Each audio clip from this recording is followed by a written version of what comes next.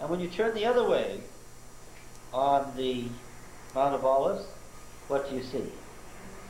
You see the Kedron Valley below you. You see the Temple Mount directly in front of you. Then there's a valley beyond it.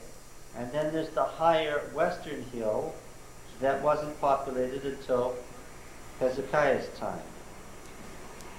Right? And you see the Crusader walls, actually walls built by Suleiman the Magnificent, surrounding the two mosques, the Al-Aqsa on the left and the dome of the rock mosque on the right.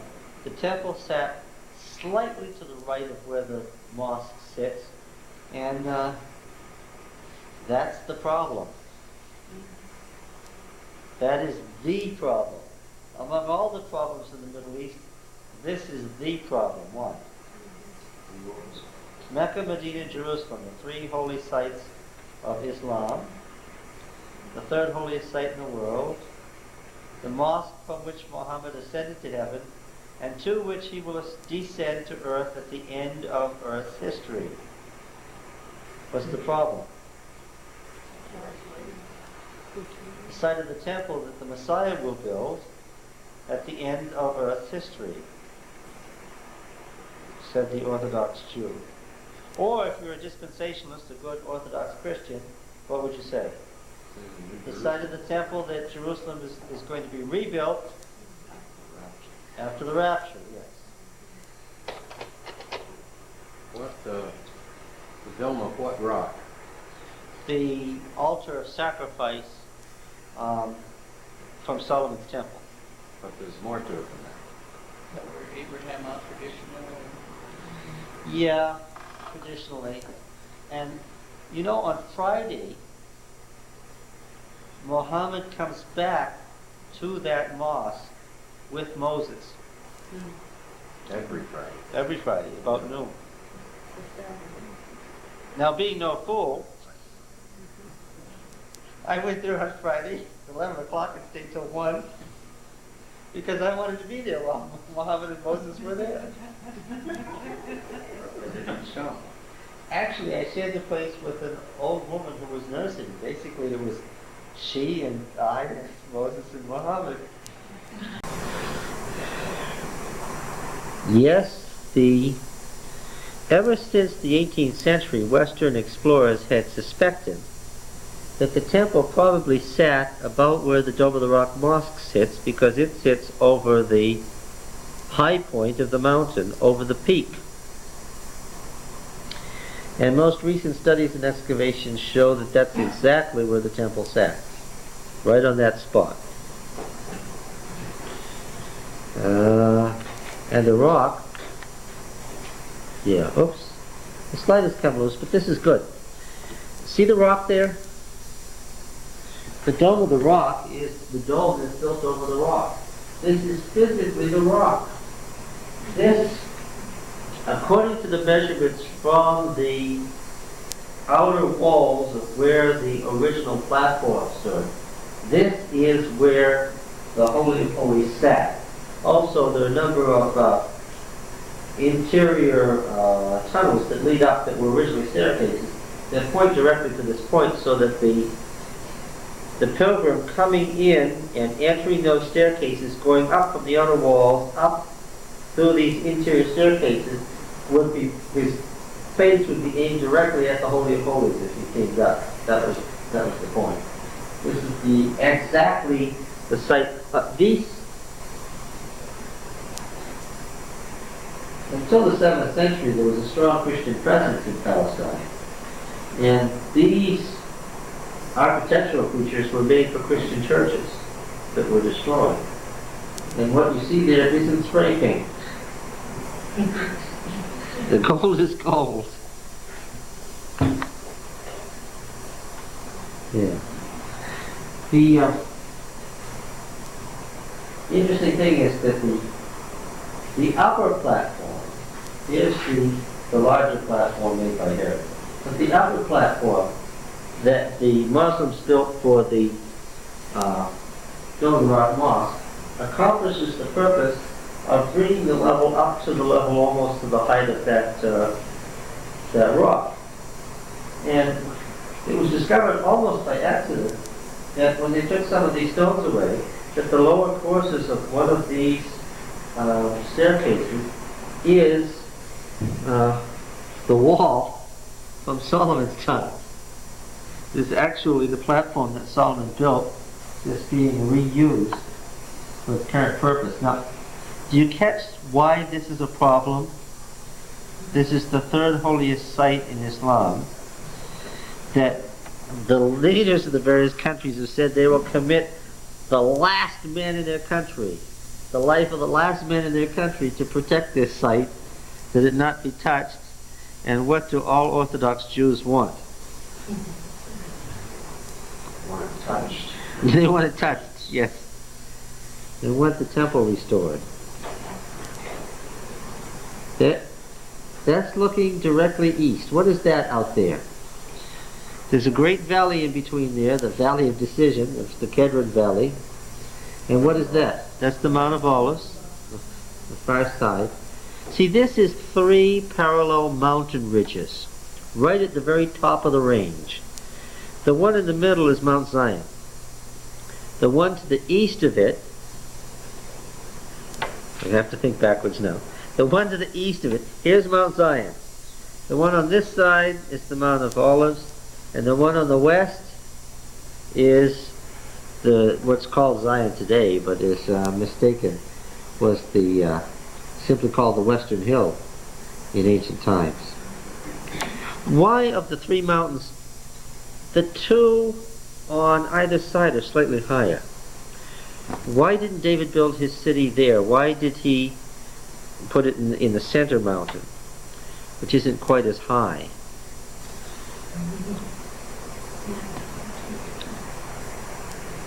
Well, of course, he built his city over the Jebusite city, which he conquered.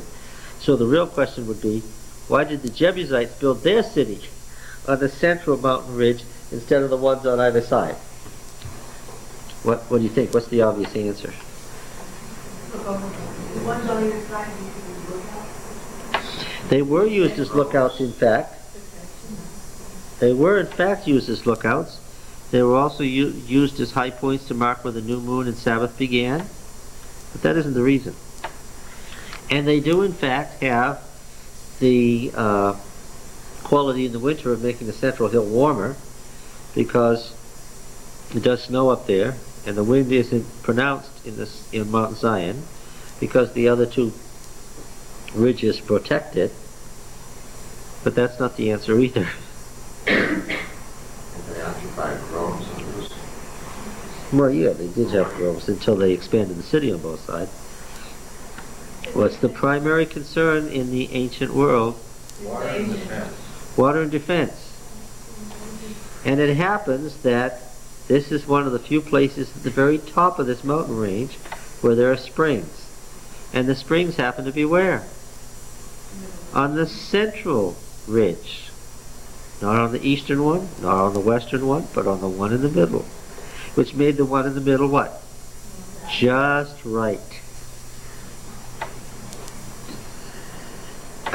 There's also another point, of course, and that is that this central mountain ridge, as it moves south, comes to a point, and the others continue on, forming the Tyropian Valley on one side, the Kedron Valley on the other side, and then they come together, and what are they at the bottom? Where they join together like a wishbone. The valleys at the bottom is the Valley of Gehenna. Oh, you know that one, where the city dump was. Why did that make this ridge also more valuable than the other 2? Because since the valleys came together like a wishbone and continued on down, that meant that this central ridge came to a point, the bottom, which made for what? Good defense. It meant that this had natural protection on 3 sides. Yeah.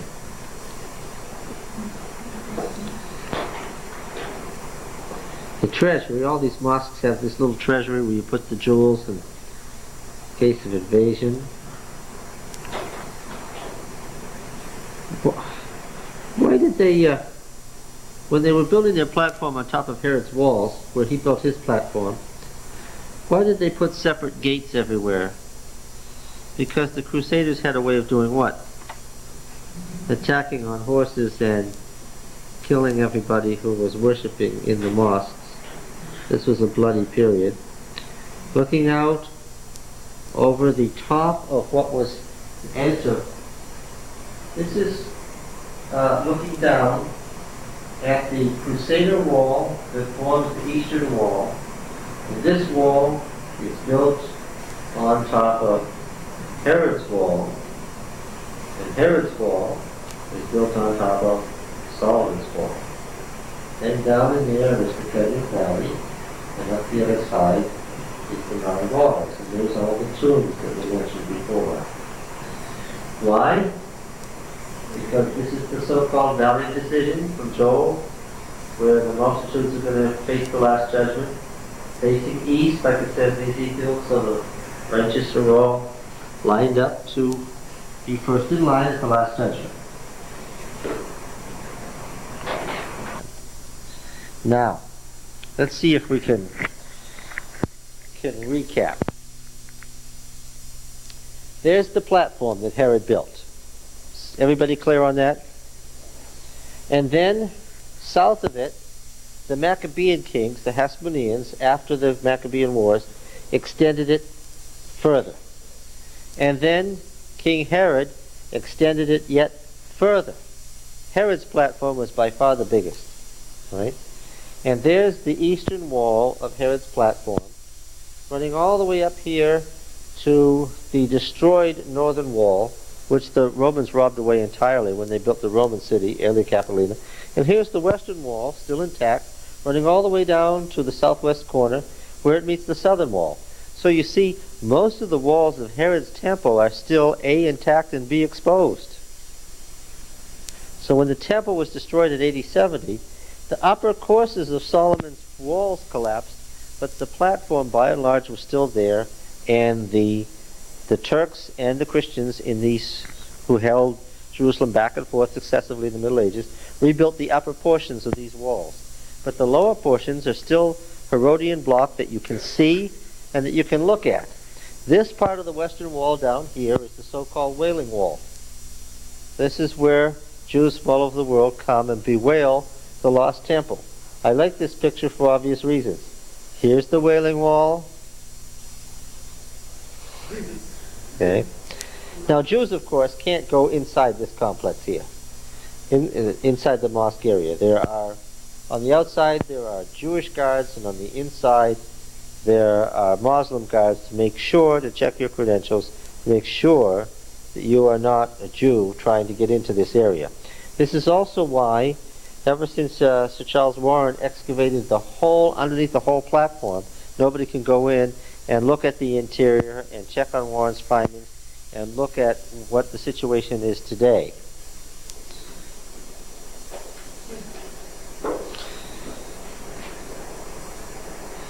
There it is. For a small amount of money you can get a prayer shawl and say your prayer there and leave your prayer in the Solomonic wall here, the Herodian wall. And these are actually older blocks that have been rebuilt in the Middle Ages from the original material. It's Orthodox, so the women and the men are separated. Very typical. When did the Jews come back into possession of this?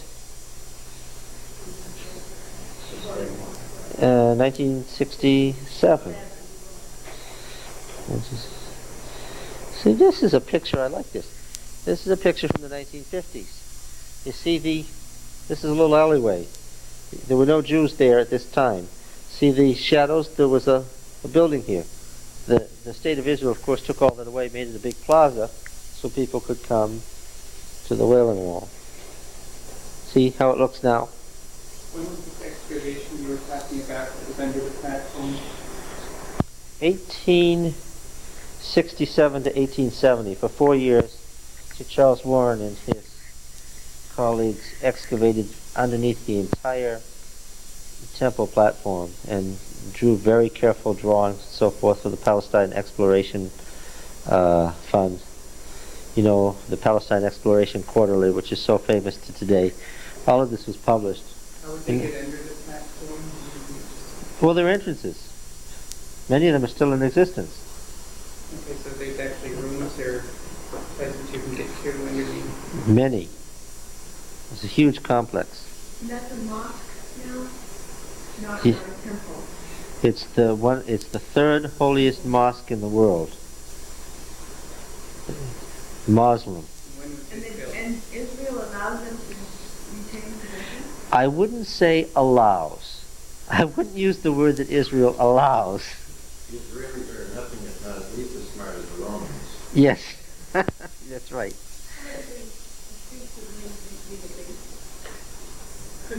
As much as Israeli archaeologists would like to map the subterranean area of the temple, which is all that's left of the temple, not once since 1967, to my knowledge, has any Israeli ever attempted to cross that line.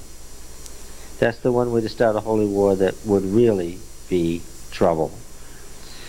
A Jew did get in there and try to set off a bomb.